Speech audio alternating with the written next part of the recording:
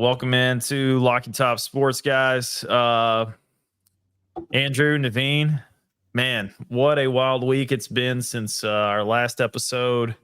I just want to start off the show to kind of talk about the tragedies that's kind of happened over the last few days there in East Tennessee. And if you look here, we want everybody to go to donate to the American Red Cross of Northeast Tennessee. You can go online and do that. You can also call the number below. One is the local number there for the office in Kingsport, and the 1-800 number 24 hours a day. So just wanted to start off the show and just say, thoughts and prayers, and not to come off as super cliche or anything like that. I just know, being geographically separated from the community that raised me and that I grew up in, it sucks. My heart breaks every time I see the videos and the pictures that have been shared throughout the last few days. Luckily, Greenville and Greene County, where I'm from, was spared. Comparatively to parts of Western North Carolina, and Boone and Asheville, and then obviously Irwin was hit extremely hard up in Unicoi County and parts of Newport there in Cott County. So, we're going to dedicate this show to you guys. I hope all of the people that do watch our show like and subscribe and see the information to help. Because, honestly, what can you really do at this point, except just, try to donate and just kind of fill gaps where you can, where people need help. I wish I was there to kind of help with the cleanup efforts. Still might try to come down there. If I can work the logistics out and everything with work. But thoughts, Andrew, I know not born and raised in East Tennessee, but a lot of your American culture, I think, and upbringing came from that area. You went to high school there, got a lot of roots from there. A lot of memories too, man. What are your thoughts about the tragedy that you've seen kind of unfold over the last few days in the news? I don't really, have a lot to say. Honestly, Josh, you put it best. Like, there are no words or anything that can describe what it's like seeing that. It's not often that you see something like this in like a national media, and then you realize it's somewhere that you can relate to, or have ties to, right? It's just been a crazy week. I've had a lot of people ask me about that. Here in New York, a lot of friends, colleagues, who know that I've spent some time in that region, in the Eastern Tennessee region. So that just kind of tells you like how like abnormal this is, right? Like hurricane and Western North Carolina, East Tennessee doesn't really rhyme together typically, and unfortunately, in this situation, that's what makes it worse, is because there's not the infrastructure that can prepare for this. And just with the geography and everything, it just makes it tough. Like the roads being disconnected, through those folks in the mountains can't get the supplies or whatever they need. So our hearts goes out to them. Again, like I feel like there's really not much that I can say to really describe, for, I guess, like, for lack of my linguistic skills, or however we want to say it. But my heart goes out to them, and it really sucks just knowing everything that's happening there.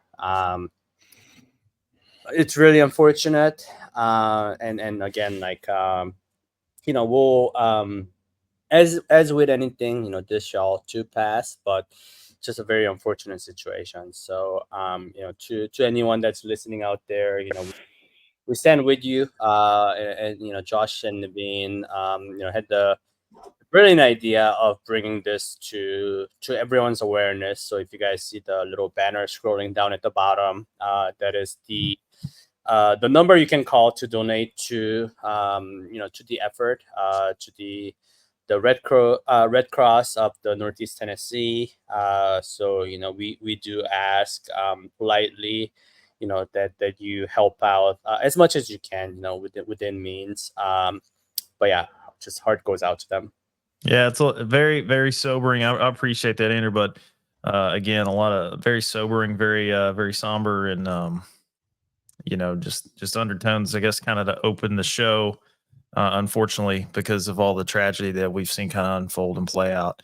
Naveen, I know you've been to East Tennessee a couple times with us. You kind of know the area vicariously through us. So I appreciate you guys kind of checking in on me, my wife's family, and my family that are still there in East Tennessee. So, just internally to the show, and then I know there's some folks at work that watch the show too. Then they've been very supportive throughout the week. Ask me if I need to take time off and whatnot. And again, luckily my family and in-laws, they were all kind of unscathed, minus, losing power and water. I think everybody, in the main scheme of things, was doing much better than others. So, but again, please go donate if you can to the American Red Cross of Northeast Tennessee. Number is provided below, or you can go to the AmericanRedCross.com and then just search Northeast Tennessee chapter. That way the proceeds will go to those areas that are affected the most. So, Naveen, I'll kick it to you, brother, for the rundown. And again, appreciate all the listeners for giving us the time to kind of take the message that way to open the show. And, please again support. Go ahead, Andrew.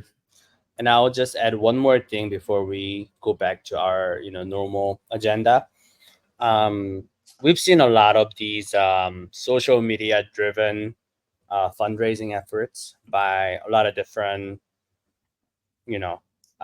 fans of different teams, and most notably, I think Josh shared with me and Naveen earlier this week how the Sooner Nation is rallying to to spread the word and donate to the rescue efforts in East Tennessee.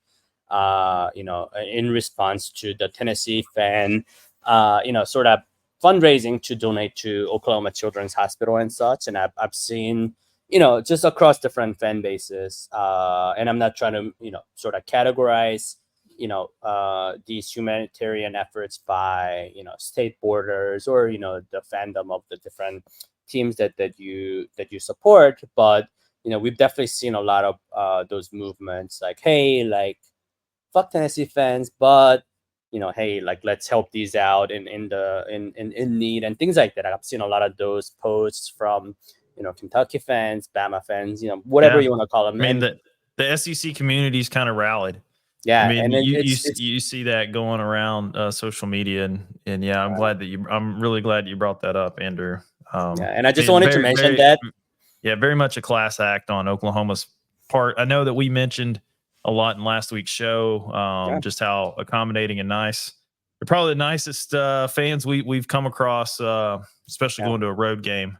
And shout out to Tiffany's, in Oklahoma and all these people. But like, seriously, like, I really want to say, obviously, I don't know how much of those fan bases that are donating and then really leading these efforts, I don't know how much our message is gonna get to them. But just in case, I do want to use this platform to say thank you. We here, all of us at Lucky Top, want to say thank you. And it's really these types of crisis and situations that bring all of us together, just makes all of us kind of like reflect and say, hey, look, as much shit talk we do on this show, and we trash every goddamn fan base out there, and that's not gonna stop.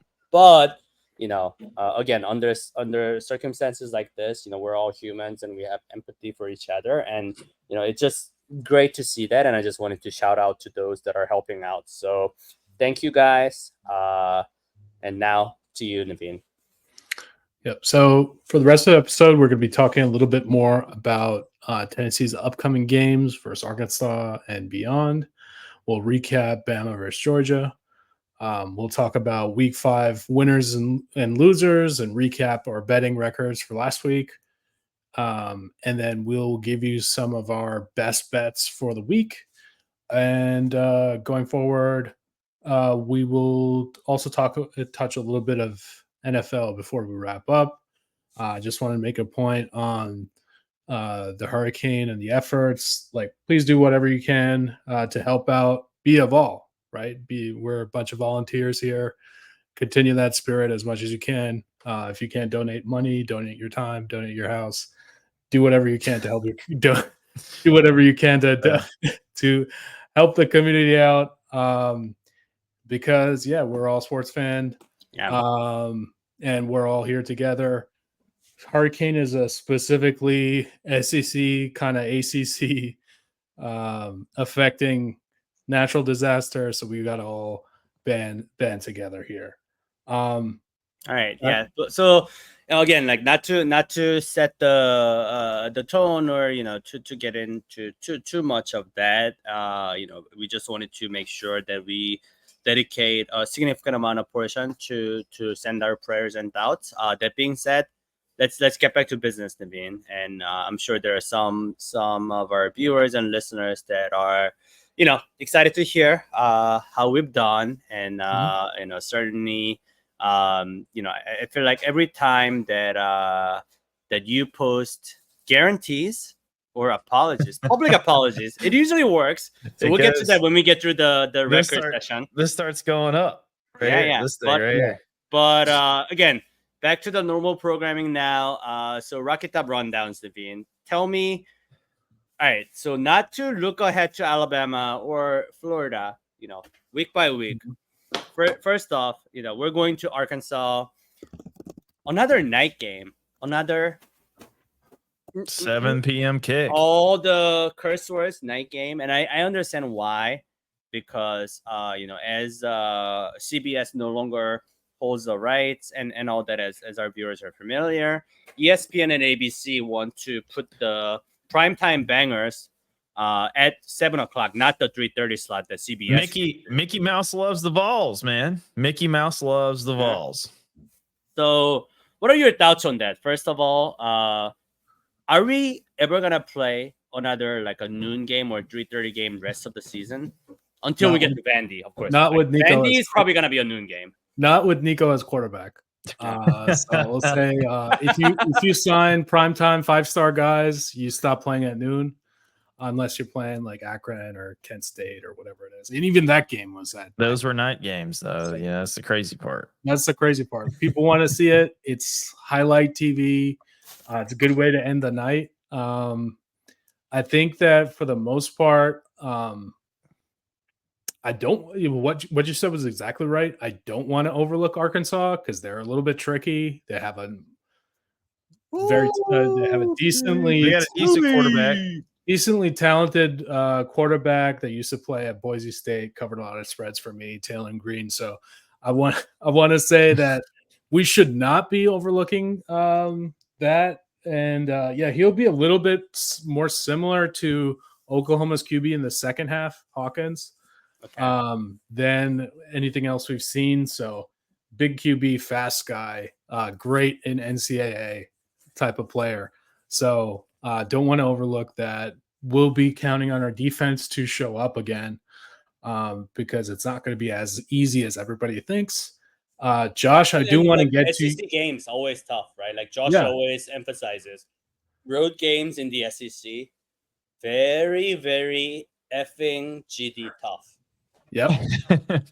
Andrew, you've already got us YouTube banned for the for the show with your opening statements, but it's okay. That's a cool inside joke. Unless What's you know up, how Google? We love you guys. Unless you know how YouTube really works, and we got to start keeping some things a little more PG. But yeah, to your point, I think it's definitely one of those things where you can't take Arkansas lightly. You got to really think about it. This game for them I think it's a really big crucible of their season. I mean, we're a top 4 opponent coming in on the road. It's a night game. They're going to be calling the Hogs. Sam Pittman's going to be sweating himself into a fit of rage. You got the Harley hijinks of their old coach there. Just don't put him on a motorcycle. But offensively, still been calling some great plays down there since he came back. And yeah, man, I think Arkansas. Honestly, I think Arkansas is a better team than Oklahoma offensively.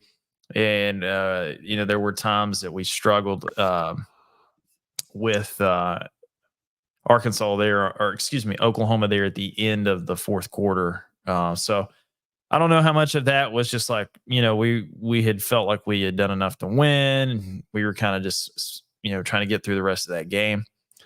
But we've had 2 weeks to prepare. I think we'll be ready. I think we're very healthy on offensive line.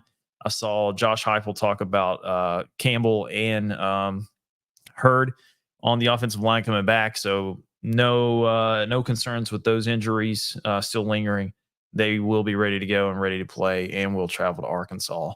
One thing that's kind of got me thrown off that I don't know if I'm particularly fond about is the rumors that Tennessee will don the orange helmets. They've only wore them once, and it was a game that I really don't want to bring up because I know Chase will probably listen to this and then, victory lap it the next time he comes on the show. But yeah, it was that South Carolina game down in Columbia in 2022. If I had it my way, I think the orange helmets would have been thrown into the abyss, never to be seen again. Thoughts on orange helmets? Thoughts on offensive line coming back healthy? Naveen, Yep. SEC on the road at night. Give me your thoughts, brother. Yeah, as far as the helmets, at this point, if we're considering ourselves elite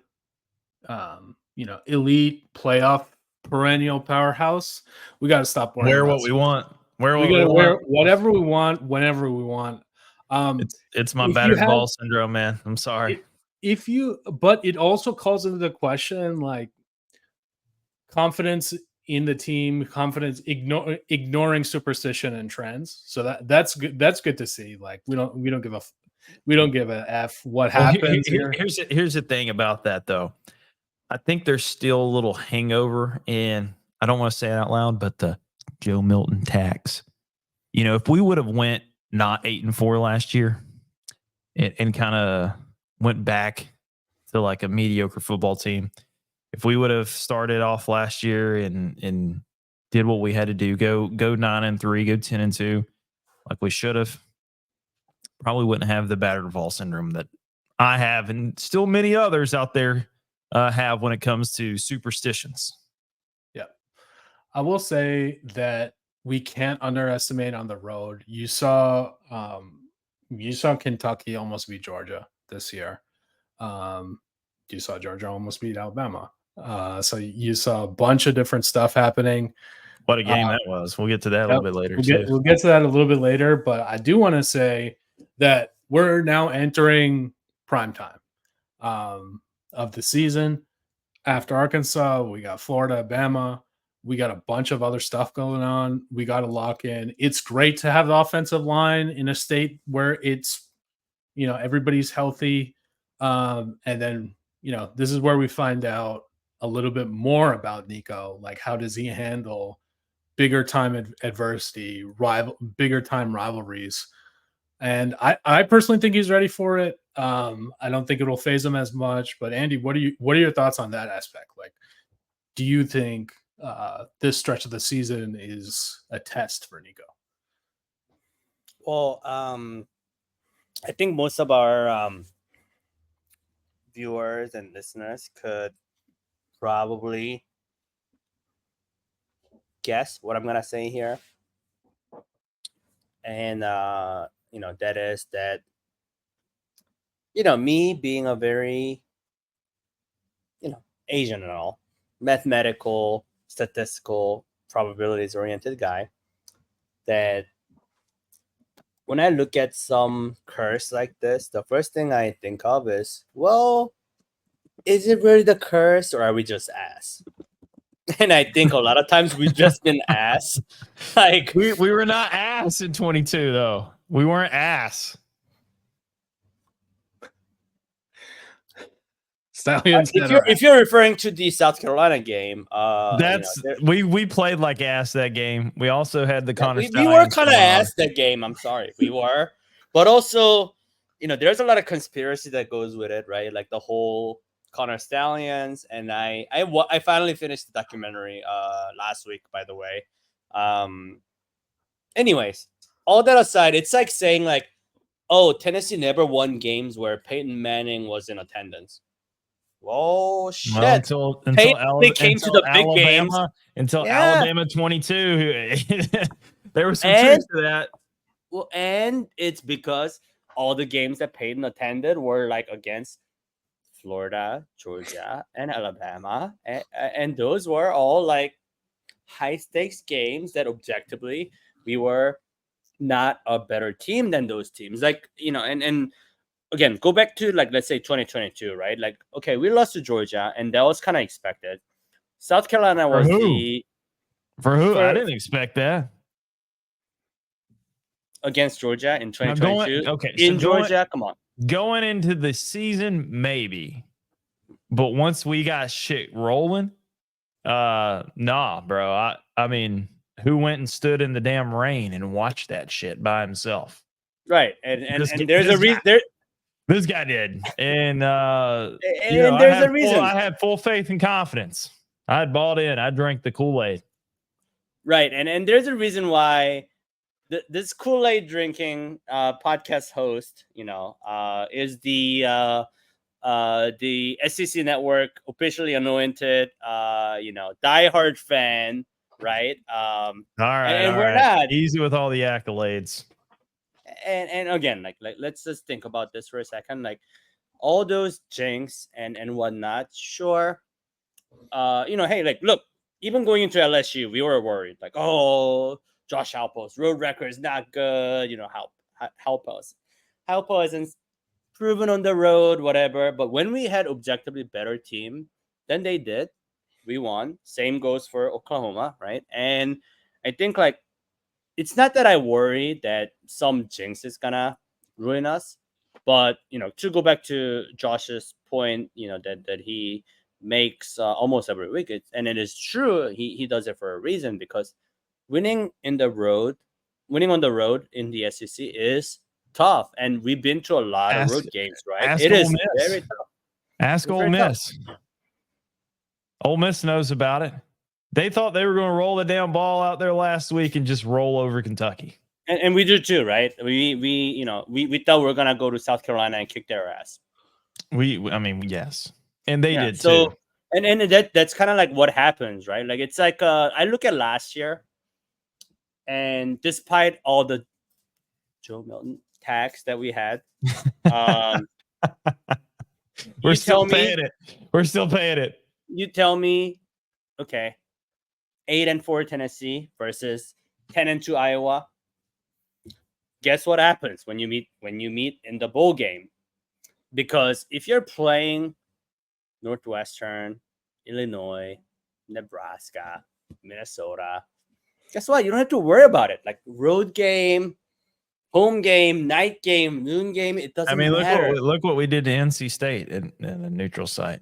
It doesn't matter. But, again, like, and that's the only thing I would say about Arkansas game is that, like, when I think about, and this is, I wouldn't say this is the whole battered whatever, that Josh BVS, talks about, but battered ball syndrome. Yeah, more so just like when I think of Arkansas, the first clip that comes to mind is a gentleman by the name of Joe Adams. And that clip is ingrained in my brain. The punt return. And I think most people have seen this So in this Yep. video, Yeah. if you watch SEC on ESPN or SEC on CBS, you've seen the video because that's how Yep. they open. Da, da, da, dun, da, da, da, da, dun, and then it goes from Tebow to Joe Adams returning this punt and dodging like 6 different defenders. Bro. Tennessee had 13 men on the field and still couldn't tackle him. It was bad. It was really bad. So hey, but anyways, all I can say is now I think we're in a place where we can say we actually have a team that is complete, like on offense and defense. I look back to 2016 team. That team had talents on both sides of the ball, like NFL talents. But what was missing was coaching. We had Butch Jones as our coach. Yep. And that's a big spread adjustment that we didn't know at the time. But in hindsight, you look back, you look at any team that's coached by Butch Jones, you gotta give them like +6.5. So, now we don't have that. We have a defense, we have an offense. Again, like not to look ahead, but I feel pretty confident about Arkansas. 13.5. I'm not really sure what to make of it, but so far, I'll give you this stat. Tennessee, just like Naveen's favorite NFL team, Minnesota Vikings, Tennessee Vols are 4-0 straight up. 4-0 against the spread. Tennessee is the second, when you sort by how well you do versus the spread. They were at the top for a long time until Oklahoma game where we objectively let off the gas, and we talked about that on the last pod. They're still number 2 in all of FBS schools in your, record versus the spread. How well do you cover? And I don't think that's a coincidence. Like on average, they beat the spread by 22. Obviously, that is inflated by the cupcake spreads, but you also have to play the cupcake teams. Everybody plays cupcake teams. Sure. No, I get that. 3 keys to the game, Josh. What do we need to do? 3 keys to the game. I say we keep running the football like we have. We're number 1 in the nation in rushing yards. And we're also, I think we lead the nation in scoring. I think we're at 54 points per game on average. And then defense just being dudes like they've been being all year. I mean, our defense is also ranked number 1 in the country. I mean, total defense, I think, is 170 yards-ish allowed per game. That's an insane, defensive statistical category there. And being on the right side of that, I mean, we've not, again, I overstated it a little bit on last week's show, but I don't think it can be overstated just how elite Tennessee's defense has been playing. Now I know that they ain't played nobodies have started coming around and saying, well, NC State aren't nearly as good as everybody thought they were going to be. Oklahoma's not as good. But when you go out there and you curb stomp people, you then make the opponent look not good. Does that make sense? Yeah. Because we're playing at such an elite level. And, I think that'll all shake out. But, I would also say, continue to be dudes on the defensive front, offense, rush, continue to just give freaking Dylan Sampson the rock, all he can handle. And then third key, start early. Don't just go in there sleepwalking. Don't let Arkansas, hang around. Because I'm telling you right now, Arkansas at home at night, they're calling the Hogs. Sam Pittman again doing his thing. If you let a team like that hang around, you're going to be in a dogfight in the fourth quarter, and that's how you wind up losing on the road in the SEC. So start early, get a lead, do what you need to do, take care of business, get Nico out by the end of the third quarter. That's my 3 keys to success. Nice. We got a special guest appearance from Andy's dog. Nala, what's up? I hope he's not betting the dog in this game, but I'll say for myself, I want to see Nico protected. I want to see some strong O-line. That's going to help Nico. That's going to help the run game. and that's going to make us. Yeah, with Waffle House back and Lance Hurd back, Mhm. I don't think we're gonna have any issues like we saw against Oklahoma. Yeah. I want to see a little bit of improvement in the secondary. I think that we can lock up a bit more. Obviously, it's been a while since we played, and we kind of played for how good Oklahoma is on defense. They're really were not at the same level on offense. So we'll see different types of playmaking going on in this game that we did in Oklahoma. I think Josh's point that Arkansas is better than Oklahoma is a hot take, but I kind of agree with it in the terms of offense and having dynamic playmaking. And yeah, if we get to Taylor Green and really knock him on his ass a lot, I do see us winning, covering the spread, and all things look good ahead to Florida. And your keys to the game? Number one, O-line. And we and Josh talked about the health and everything, the projected starting, but looking back at the Oklahoma game, and Oklahoma defense is legit, right? And they were able they to are pretty good. They Ask were able to Auburn. penetrate the the weakness that we had, and like arguably that's why we weren't as aggressive in the second half, because they realized, oh, like we're putting Nico at risk, not fumble Yeah, risk and we're not everything. gonna let him get teed off on. Like, Yeah. there's no reason for that. Exactly. So O-line protecting the quarterback, it's gonna be a key, especially on the road, where the crowd's gonna be loud. It's a night game, and where the offensive communication between players are gonna break down because of the noise and stuff. It's number one key in my opinion is the O-line and how well they can protect. Number two is like Josh said, establish the run early, and not to sound like a boomer, but that's really. Dun, dun, dun, dun, dun, dun, dun, dun, dun, dun, dun, dun, dun. Oh, you. But really, we have to establish a run early, and there's a reason why Nico is not in the Heisman contention. It's really because, like, at least like Josh Hypo as a coach, and that's like one thing we've noticed is that, like, he doesn't give up about stats like some of the other coaches do. Like Ryan Day, I remember when Ohio State had this great quarterback, and CJ would be out there slinging in the third and fourth quarters.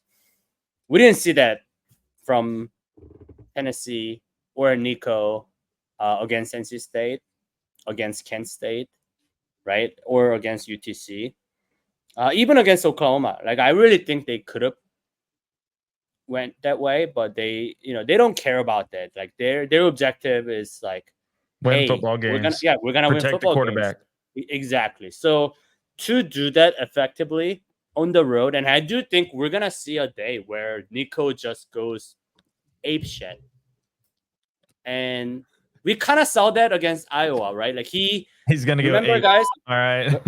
When we first watched this start, like we all predicted, how is he gonna do? And he, like, how much damage did he do on the ground, just rushing in to the end zone, touchdown after touchdown? But he hasn't really done that yet, or nor has he really started slinging. And I really think it's not because of lack of ability, but more so if we can establish the run game early and it's working. And Tennessee does have great rushing game. Dylan Sampson, just crushing it. No need to. And I kind of agree. Like, establish the run early. And the last thing I really think is the receivers. And I'm not saying the receivers haven't been putting in the work. They certainly have, but I want to see a little bit more. Like, I want. Who's the star receiver on Tennessee? That we don't have one. We don't have it. But I would say, who do I feel the most? It should be Mike Matthews. When Mike Matthews is healthy, I'm telling you, he's going to be the guy, but he's still a little banged up right now. Right now, my guy, if you tell me one receiver, Brew McCoy. You guys remember 2022 Alabama game? Who did Hendon Hooker throw to? When the game was tied 49-49, 7 seconds to go. And Brew. we saw Brew McCoy, doing his thing in Oklahoma too. Like, he didn't get into the end zone, but he set up a lot of the critical first downs, long situations. And that's where, like, leadership, experience, all of those things come to play. And I do want to see more out of Brew. That's not to say he's not been doing well. I just want to see a little bit more. I want some dominance being established early, similar to what I said about the running game. I want Nico to take some shots, and us, like, whether that be Brazil or Thornton or like Brew, whoever it is, or Squirrel White, just kind of like Squirrel White's kind of been a disappointment so far to me this year, but again, a lot of it's going down to the targets. Nico again, Exactly. he's not throwing the ball out in space a lot yet. And Josh Heupel's been kind of vanilla so far through the first 4 games. So speaking of the receivers, I think that transitions nicely into the topic that we want to cover next, which is the game of the week. And speaking the game of last week, the game of last week, arguably game of the year. Game of the year. I mean, it's still early, man. I remember. I don't know. I think it's game of the year. I remember about 7 days ago we were talking about this shit, and I was getting a lot of, Georgia's gonna win. Georgia's gonna win. I was the only one on here. I'll be the first mother to say that I definitely said Georgia is going to win the game. Like, so I will say, you're muted, Naveen. Unmute yourself, big dog. I did say that Alabama was going to win, guys. Yep. I was right. Very dominant first half. Near collapse second half. Yeah. And then that's why you always go underdog first half, by the way. So we saw a full range of emotions during the game. Highs and lows. Lots of highs and lows. Georgia in the first half, shell-shocked Bama in the second half. Georgia got blown out and almost won in the same game. That's pretty impressive. Yep.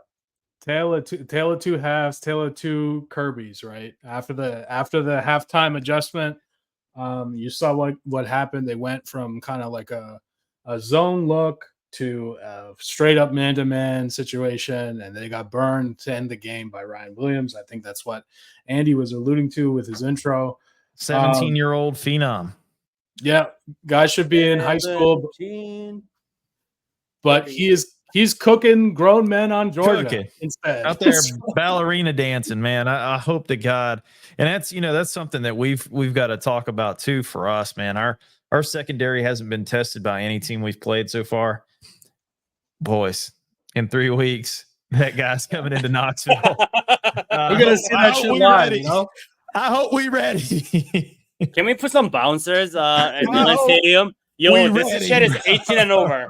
No 17-year-old allowed. I was like, oh my God, dude. He's cooking these guys in Georgia, not for nothing. They've got a really good defense and notoriously good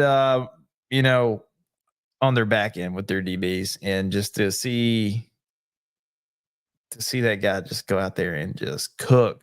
I was like, who is this Williams kid? And then it's a 17-year-old dude. I was like, he's the real deal.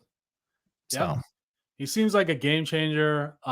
First half, I think that was the best I've seen Jalen Milroe play as well. Yeah. Like, he was locked in. I mean, was he making incredible, crazy passes? No. But he was running down Georgia's He was throat. using his legs really well, yeah. He was doing something he hadn't been able to do before, which is the short and medium game and kind of cooking them that way. I think some of that was the defensive scheme as well. They were playing really far off of Bama's receivers and made it really easy for him, and he took advantage of it. Kalen DeBoer improving that record versus the top teams. That was Hey, all questioned. right. So I just wanted to bring that up. I agree with Andy. Game of the year so far. I think that's pretty obvious so far. We both thought that Bama was gonna cover the spread, right? It just didn't know by how much. Yeah. So I think it brings up interesting questions, like the question I keep asking you guys: would you rather play Bama or Georgia? Does the answer kind of change No. with the results of this game? Nope. And I'll Well, tell you why.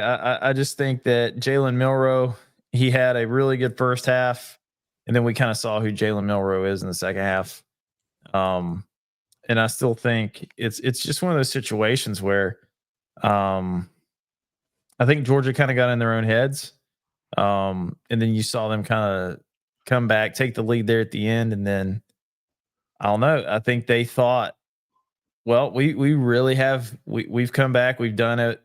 I think they thought that they put the hex on Bama there, like got in their head, because there wasn't any time left. I will say there was terrible clock management in that game too, on both sides. I saw a lot of time being conserved, especially with Alabama. I'm like, why the fuck is Jalen Milroe snapping the ball, with 20 seconds left on the play clock? And he did that routinely throughout the second half. And it really almost cost them the football game because it added so much time left there at the end.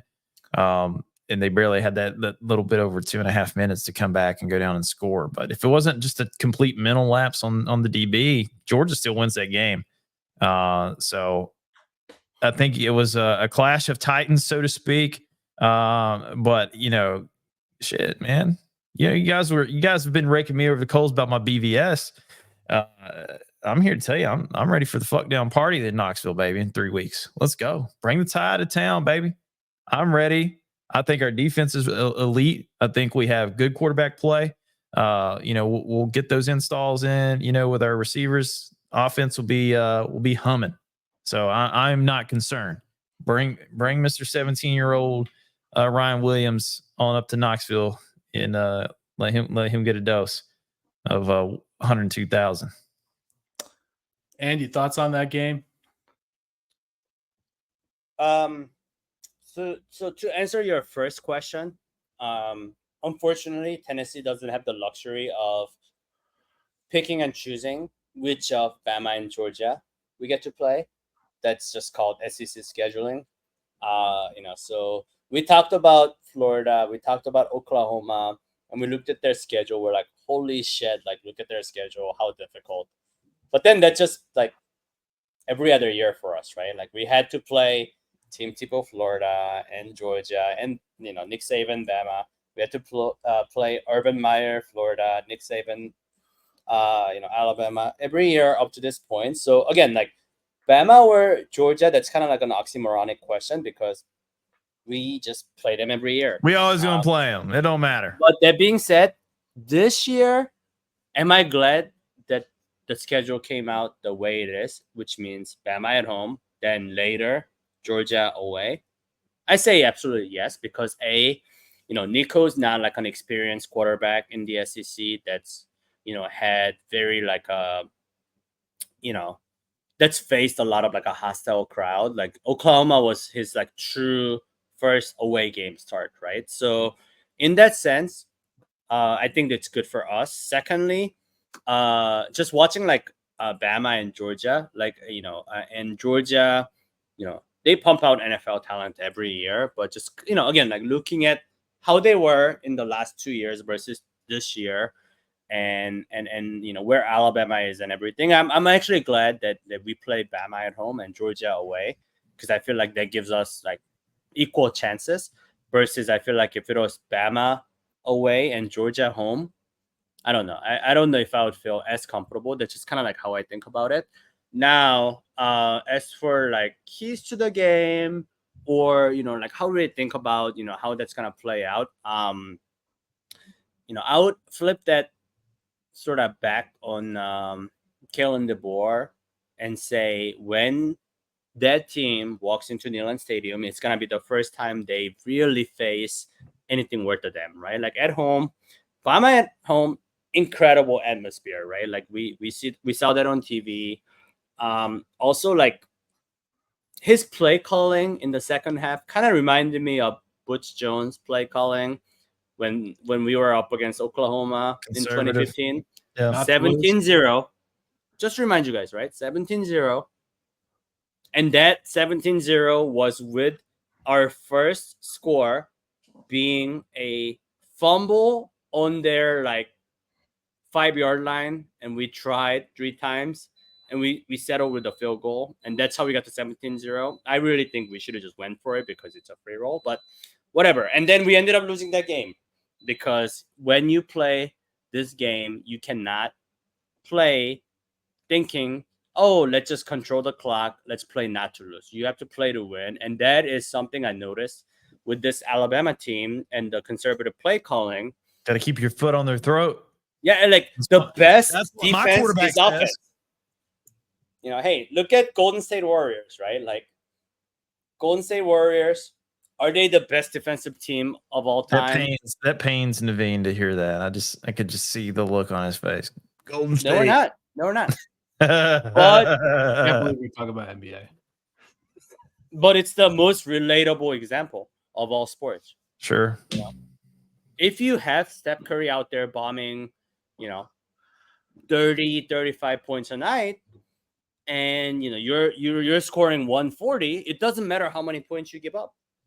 And again, like Alabama in the second half, all too well, and going back to Josh's, BVS acronym, it gave me trauma. I was like, wow, this looks like Butch Jones calling the plays here, just, being very overly conservative, too afraid that your quarterback's going to throw a pick, not attacking the, what the defense is giving them. And again, like that is in some ways why Georgia was able to come back, taking advantage of those things, right? And look, the reason why Bama was able to jump to a head start, obviously, is because of Carson Beck, like giving the ball away so many times. But, to kind of balance that out, Bama played really, really conservative in the second half. And I'm just kind of like thinking, if this is the Tennessee game, we can't be doing that. We almost had the same scare against Bama in 2022. You guys remember? Like, we put our foot on the gas and we were rolling first quarter, first half. Yeah, I mean, Tennessee was playing really loose, man.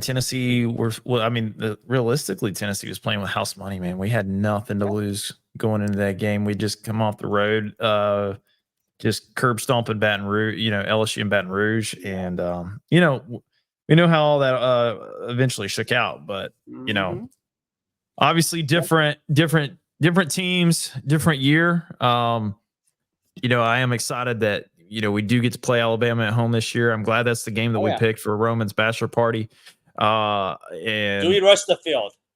No, man. We've done that. Out. No. Because we've already done it. It's kind of played out. So let me give you like one reason why I think the fans are gonna rush the field. It's definitely gonna rush the field. Because look at Michigan, Ohio State, right? Michigan beat Ohio State for the first time in 2021. And Naveen and I were there for it. Top 5 matchup. They went to Ohio State and beat them again. And they came home in 2023 and beat them again. You would think, at that point, like this curse is broken.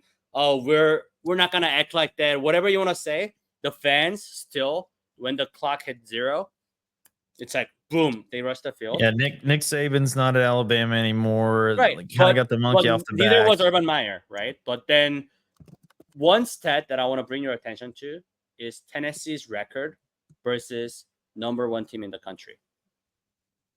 What do you guys think? Tennessee all time in history. I think they've won 3 times against number 1. It's 2-16. 2-16.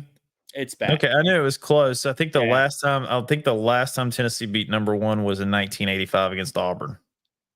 You are right. No, like what a pull. Bo Jackson, Auburn. Yes, Bo Jackson. Right. And it's kind of one of those like Bo Jackson's ass. it's kind of one of those nuanced stats because they've been number one, right? Like obviously when they won the Natty, also in 2022 briefly until we lost to Georgia, but it just kind of speaks to how crazy that record has been, and I think assuming everything plays out to Bama, chalk, maybe you're onto something. If Bama's number one and we which knock they off are. number one, that could be the only way I could see us doing it. No, so exactly, you're exactly right. I think I don't see a situation where Bama's not number one coming into Neyland Stadium in October. We actually had the SEC schedule prediction, right? And we previewed this, and there's gotta be so much media hype. Oh, Tennessee versus number one, can they do it? They're 2-16. Oh, Josh Heupel, against the SEC, against top 5, like Alabama win was his only win versus a top 5 team, right? Just because of having to play Kirby, Georgia 3 times in a row, since he's taken the role. Now, when we finally break that curse, like you don't think the crowd is gonna realize and it's gonna say, I think it's gonna say 1 versus 3 or 4, right? Like depending on how like Ohio State. There's a strong chance we're number 3 going into the game. Right. It's a number 1 versus number 3 on a historical rivalry. Whether Nick Saban's there or not, I think that's the first time Tennessee's gonna be having a win versus the number 1 team in the country in like nearly 40 years. Yeah, 40 and I years. think that's gonna happen. Rush the field. All right. Well, color me orange and let me hang from a fucking goalpost, man. I'll I'll be a happy man. And honestly, Naveen, I wish. Is it full send? Are we going on the field? Yeah, you got to go on the field. All right. Just to remind everyone here, I rushed the field when Michigan beat Ohio State. Naveen did not, but I did because I was like, you know what? Dang, Naveen. When are you gonna? He's calling you out, bro. Rush the field. That's okay. And I'm calling Naveen now. There's no excuse. We win. Naveen, your fat ass is sliding down.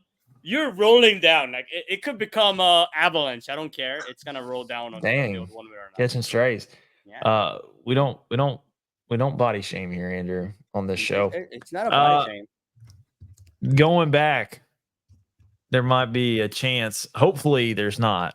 Naveen might not even be a Tennessee fan if we don't take care of business against the Gators.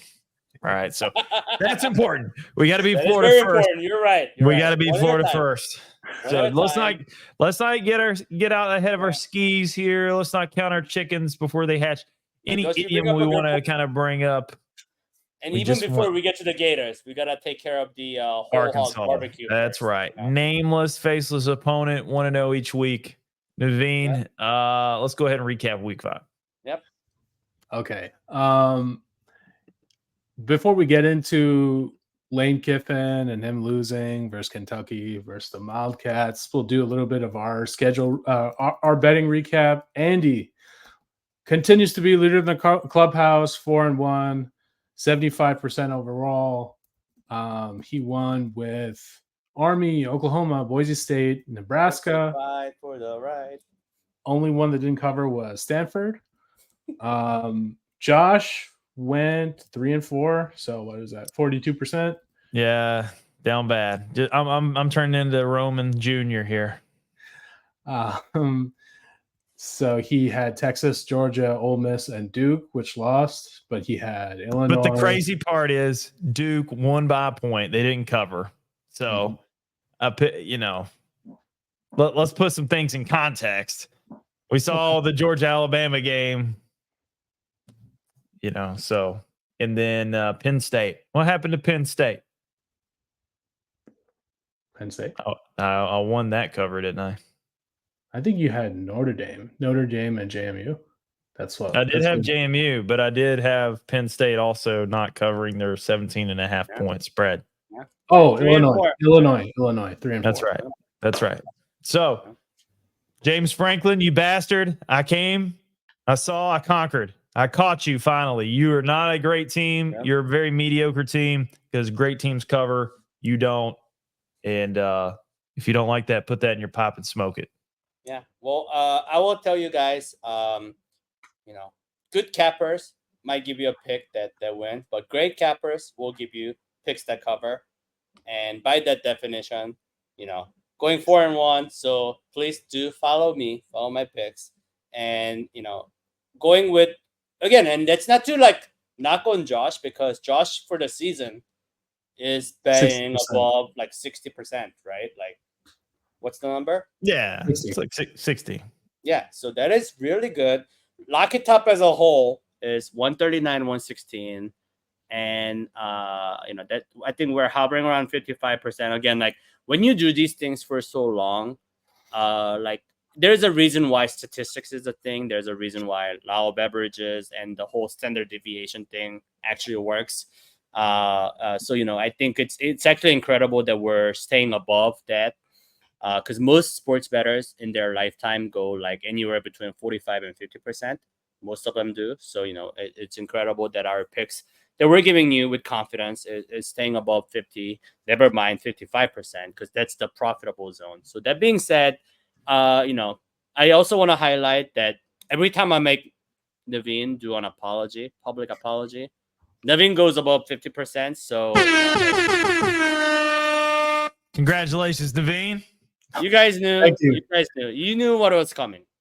He guaranteed it. He guaranteed it. Yeah, so I went 4-3, just above 50%. My record on the college football season is now 48%. I took a huge hit by going 1-7 the previous week.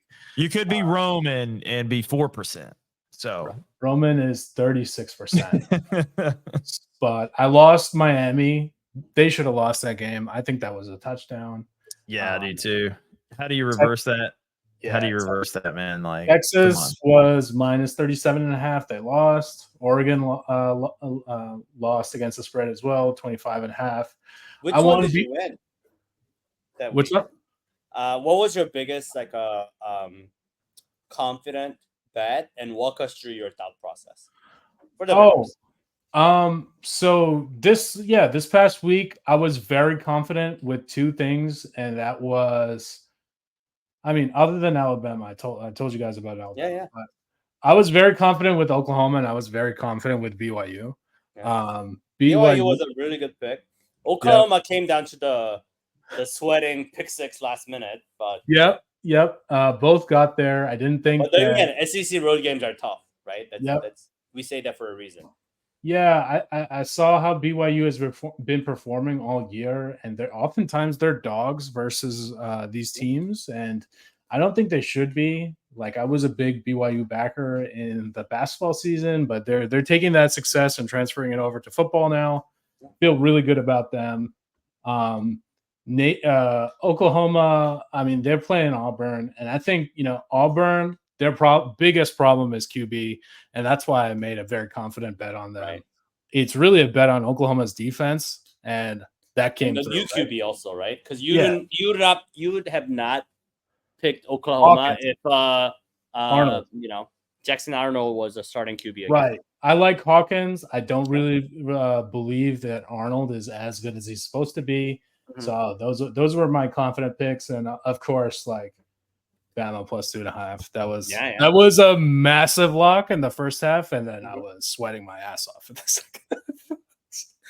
big time sweat in the second half. All right, so let's lead off to this week's picks, Naveen. Mm-hmm. So kind of like, again, going back to the black column again, writing that off. Like, what do you got for us? Okay, so I wanted to give Thursday, Friday, and Saturday picks. So I got Sam Houston minus 10. I watched their game versus Texas State last week. Why did I watch it? You guys know. Because you're a sicko. Yeah. So they kept up with Texas State very well. They won the game. They came back, backdoored it. And UTEP is terrible. Sam Houston minus 10. Syracuse. It's a very like a oxymoronic question, because like, why did you watch it? It's because you did not want the listeners and the viewers of this show having to watch those games. Yeah, I do the work. And then that's why you're providing the picks. I did the work that people don't want to do. So Yeah. they You're just like a equity research analyst. Yeah. Like you're providing the view on this like stock, and people are like, "Why should I believe Kramer or whoever?" Well, they did the dirty work, so you don't have to. Right. And Naveen is the one doing the dirty work for you guys. How many of you guys have watched Sam Houston? All right. Not many. I will say also I like Syracuse plus 6.5 at UNLV. UNLV, a lot of issues. UNLV is there. a very hot pick right now. They're the Yeah. number 1 team in the country in covering their spread above Tennessee. Tennessee's number 2. Right. I think that changes. Tennessee on Going with the number Tennessee 1? retakes them. Syracuse plus 6.5. All right. Mainly because I like Kyle McCord. Honestly, I think he should The still Ohio be State quarterback. he should still be the Ohio State quarterback. No reason why he shouldn't be. Yep. Josh is not going to like this. Penn State minus 27.5. Got to do it to tilt them. Yeah. Boston College plus 1 versus Virginia. I'm basically going all quarter based on quarterbacks here. Boston College plus 1. Mizzou plus 2.5 at Texas A&M. That's a line I don't understand. I still don't understand it. Yep. Still going with it. I like it. Bowling Green, I think, is my lock of the week versus Akron. Bowling Green is a tough team. They give everybody problems at different levels. Bowling Green minus 15. Bama versus Vanderbilt, I bet it every year. I can't stop now. Just saw them beat Georgia. Not going to stop. I will call out that that's probably very square. Clemson minus 14.5. And ending the week with Cal plus 10 hosting Miami. Andy? It's funny that you ended that with Cal, and I realized what the Cal line is because I put Cal in my that was my first pick in our spreadsheet, and I placed a bet already, and they were plus 13. Yep. And now they're all the way down to plus 10. Yep. And Cal is just a solid football team, and Miami. We also the Virginia Tech game. This could be one of those hangover games. They're also traveling west for the great conference of Atlantic Coast. It's a it's a conference game. Miami versus California. What a wild 2024 we live in. That's a conference game called Atlantic Coast Conference. The great city of San Francisco. But here we are. Like 10.5. That sounds like a no-brainer. So that's my first pick. I had this as a plus 13, but all the way down to 10.5. I'm so confident. I actually think this is gonna be down to a touchdown type of game. Miami's probably gonna win it still, but down to a touchdown. And hey, don't discount Cal for an upset, right? So there's that. Funny stat about Cal is that Cal, when they played FSU, they were going in undefeated and everything, right? And then there was something about Cal, and perhaps Josh is right in that sense, that when they face an undefeated team, other than when they're both 0-0, so any point in the season, they've lost such encounter like 10 times in a row. So that was their like a jinx game. Like it's like a trap game. FSU looks like shit. Cal looks like they're the mighty trap game, but they're through it now. So I think I've already picked Cal twice in my previous picks, rolling with them. And then my second pick is NC State, minus 5.5, and I honestly am not sure if it's gonna stay there. It's NC State versus Wake Forest. I'll be confident up to say like 7.5, 8. I think it's probably gonna be like a win by 9 type of situation. So that'll be my pick. My third pick is Minnesota, and plus 8 versus Southern Cal and USC. For like I remember we picked USC. First week of football and all that, but again, I just think this going into an away game, Big Ten also started their conference games and whatnot. So I'm just going with the home dog here. And then finally, and this is not based on any reason, but just because this is Jets versus Vikings. This is going to be a London game. It's NFL. Vikings are 4-0 straight up and against the spread. And this line just doesn't make sense to me. -1.5. Like why is it only -1.5? Again, like for no reason other than just purely the fact that the line doesn't make sense and the public is all over Vikings. Like they're thinking, oh, Vikings are 4-0. Jets look like shit. They couldn't even beat the Broncos. So for that reason, I'm rolling with the Jets +1.5. Josh, do you have anything for us this week? Yep. UCLA +26.5 versus Penn State. Fuck you, Naveen and James Franklin. Texas A&M -2.5 versus Mizzou. Ole Miss -9.5 at South Carolina. Tennessee to cover -13.5 at Arkansas. Miami -10.5 at Cal. Clemson -14.5 versus FSU. And I got UCF sticking it to Sunbelt Billy and the Gators +2.5. Go lock those in, man. That's my best bets of the week. Cool. Let's kind of take some time, a little bit of time to shit on. UCF is -2.5, by the way. Same flop. They're the favorites because the Sunbelt Billy can't even be a favorite. Hold on. I just was on FanDuel's. And I think they were +2.5. -1.5. Give me a second. I mean, it's getting late. My eyes are But bad. would you still take him at -2.5? I guess that's the question. Yeah, because I mean, they're gonna beat them. There we have it. Let me see, just to confirm.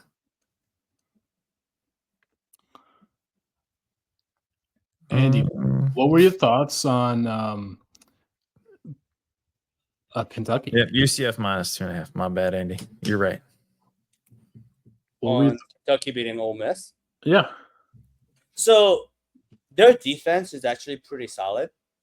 But what lost them the game last time versus Georgia is the same thing we just spent like 10 minutes this pod talking about. The Butch Jones syndrome. Being conservative, being so afraid, not taking the chances, not going for it. That being said, there's a difference between that versus Dan Campbell method of, hitting on soft 19 versus a 7, right? Like there's always a fine line of when you go for it and when you don't go for. And this week, Mark Stoops actually went the extreme. He went with us hitting the soft 19 against a 6 type of approach when he went for the 4th down on his own side of the field. But I think that's like an overcorrection because he realized last week I was extremely, beep, beep. So this week I'm going to go, extremely the other way. Yep. And I got you. At the end of the day, I think it evened out, right? Like they could have won, they should have won versus Georgia had they taken their shot. They were too afraid, and they, like it also comes down to coaching. I feel like if he had taken the conservative approach again this time, that sends a message in the locker room. It's like the same reason why the Oklahoma as a team bounced back once the new QB came on, and we all saw it. And Josh and I saw that live. Freshman QB jumping over the goal line and just trying everything in his power. He knew it's not laying like it on the line. He was laying it on the line. Yeah, man. it's not like the O line was gonna get any better just because of QB change, but he tried everything, and every position player sort of like responded, like rallying around them, and in almost like a same way, right? Like it's like once they saw Mark Stoops go for that, I really believe that. Like it had a very positive impact, and in a way, when we look at 8 quarters across the both games where they played against the top 5 opponent, it kind of like evens out. Like I don't know if you always go for like the fourth down in your own side of the field like that. Like that is degenerate as shit. But because you are also overly conservative last time, priced a little bit of overcorrection. Does that concern me again as we play Kentucky? No, but it'll benefit us that they had a good like ranked win, because it's gonna play into strength of schedule. It's gonna play into the SP plus. It's gonna play into the FPI. Josh, your thoughts? Again, with the Ole Miss Kentucky. Yeah. Yeah, I just think it was a classic fucking Lane Kiffin choke job, man. The next time Lane Kiffin wins the next time Lane Kiffin wins a big game will be the first time, right? So he's good until he's not, really. And I know that sounds really simple, but I mean, he wins the Would you say games his he bowl should. game wasn't a big game win? No, I don't think so.